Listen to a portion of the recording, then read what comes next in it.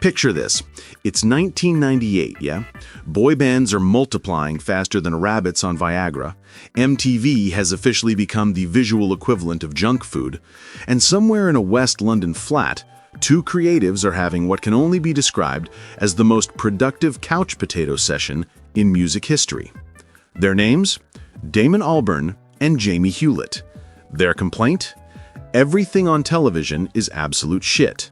Their solution? Create a fake band so ridiculous it accidentally becomes more real than anything else. This is the story of how Gorillaz was born.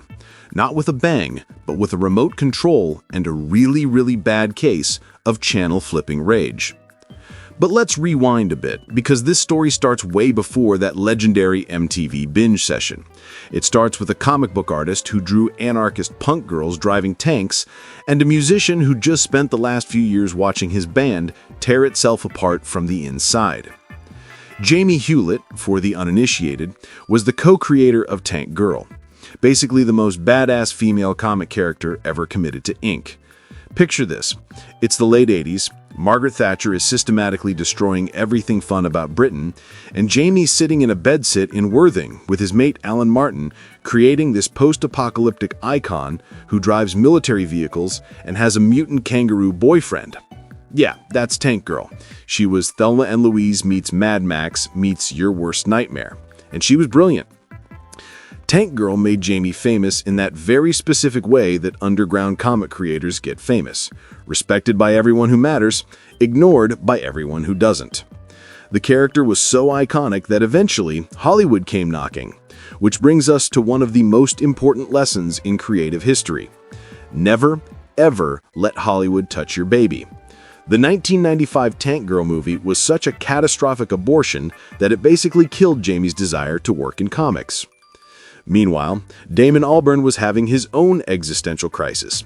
By 1997, Blur had released their self-titled album, the one where they killed Britpop and rebuilt themselves as lo-fi indie rock gods. But Damon was emotionally wrecked. His 8-year relationship with Justine Frischmann had just imploded. His band was fracturing, and he was basically a 29-year-old pop star with no idea what came next. Here's where fate steps in wearing Doc Martens and a cheeky grin. Back in 1990, Graham Coxon, Blur's guitarist and certified art school weirdo, was obsessed with Jamie's work. So obsessed, in fact, that he asked Jamie to interview Blur for Deadline magazine, the same publication that housed Tank Girl. Jamie's first impression of Damon? Arsey, a wanker. Charming. But somehow, despite that stellar first impression, Jamie and Damon became mates. The kind of mates that end up sharing a flat on Westbourne Grove in 1997 because they're both emotionally homeless. Jamie had just broken up with Jane Oliver, Graham's ex-girlfriend, which had created all sorts of awkward band tension. Damon had just split from Justine. Two creatives, both nursing broken hearts, both at career crossroads, living together like the world's most artistically productive sad lads. And then came that fateful evening in 1998. Picture this. Two grown men, probably slightly stoned, definitely disillusioned, channel surfing through MTV's endless parade of manufactured pop perfection. If you watch MTV for too long, it's a bit like hell, Jamie later said. There's nothing of substance there. This was the height of the boy band explosion. Your Backstreet Boys, your NSYNCs, your entire generation of perfectly choreographed, focus-grouped, soulless pop products. So, we got this idea for a virtual band, something that would be a comment on that. Damon put it more bluntly, this was the beginning of the boy band sort of explosion, and it just felt so manufactured. And we were like, well, let's make a manufactured band, but make it kind of interesting. Think about the genius of this concept for a second. Instead of railing against manufactured pop like every other alternative artist, they decided to out-manufacture the manufacturers. They'd create the most artificial band possible, literally made of cartoons, and somehow make it more authentic than anything with actual human faces. The band originally called themselves Gorilla, no Z, just straight primate. The first song they recorded was Ghost Train, which eventually became a B-side, but the visual concept was already forming in Jamie's head. He'd been kicking around ideas from a rejected comic strip called The 16s, and suddenly he had 4 characters: 2D, Murdoch, Noodle, and Russell. Each one a deliberate parody of rock star archetypes, but somehow more compelling than most actual rock stars. Now here's where Damon's musical schizophrenia became a superpower. With Blur, he'd always felt constrained by the band's identity. One of the reasons I began Gorillaz is I had a lot of rhythms I never thought I could use with Blur, he later explained. A lot of that stuff never really seemed to manifest itself in the music we made together. Gorillaz gave him permission to be musically promiscuous. Hip-hop? Why not? Dub reggae? Absolutely. Latin music? Throw it in the blender. But by 1999, Damon had recorded about 75% of what would become the first Gorillaz album, and he was stuck. Enter Dan, the Automator, the mad scientist producer who just finished creating Deltron 3030, a concept album about a futuristic rapper traveling through time and space. If that sounds mental, that's because it absolutely was, and it was brilliant. I called Dan the Automator after I'd done more than half of it and felt it would benefit from having somebody else's focus, Damon admitted. Dan brought his entire crew with him, Del the Funky Homo Sapien, Kid Koala, and a production style that treated genre boundaries like mere suggestions. The result was pure chaos. Del later revealed that he wrote his legendary Clint Eastwood rap in less than an hour. He wasn't even supposed to be on the track. Some other rapper had botched the original lyrics, so Dan called Del in as a last-minute replacement.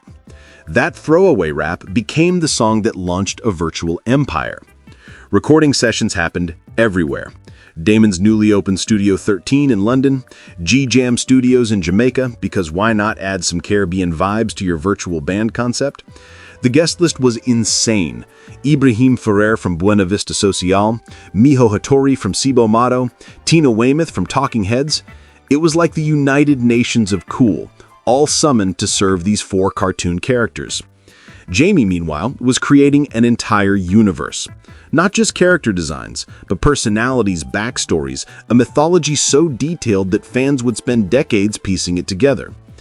2D got his name from the 2 black eyes in his face, courtesy of Murdoch running him over with a car and then getting thrown off the window of the same car. Murdoch was the Satanist bassist who'd made a deal with the devil for musical success, but got his skin green in the process. Noodle was a Japanese guitar prodigy sent to the band in a FedEx crate.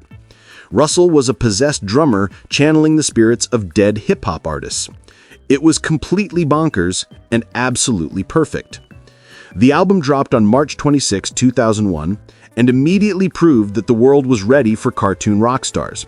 It hit number 3 in the UK, number 14 in the US, and went on to sell over 7 million copies worldwide. Clint Eastwood became inescapable. 192000 proved they could make dance music. Rock the House showed off their hip-hop credentials.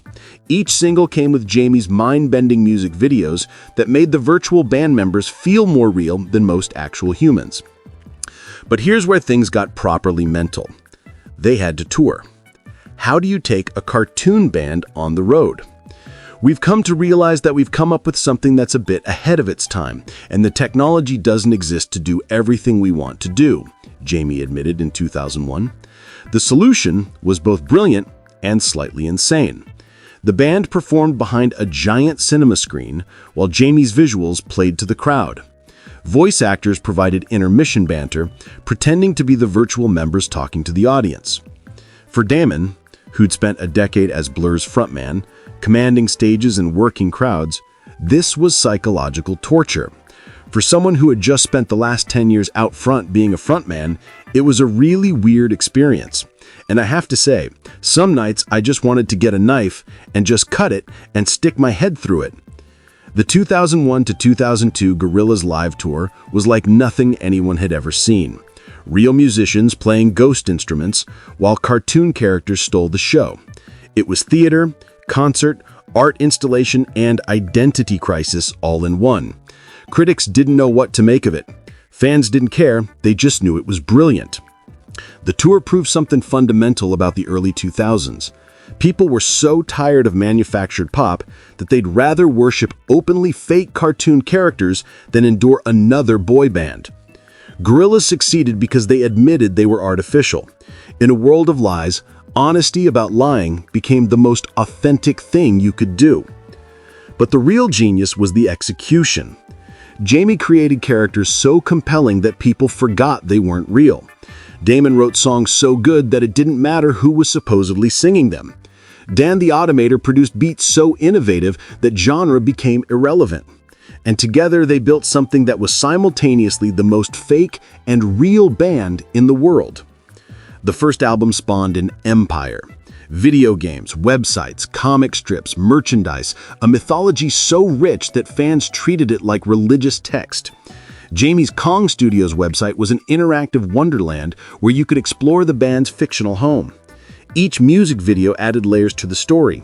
Every interview, conducted by voice actors staying in character, deepened the illusion.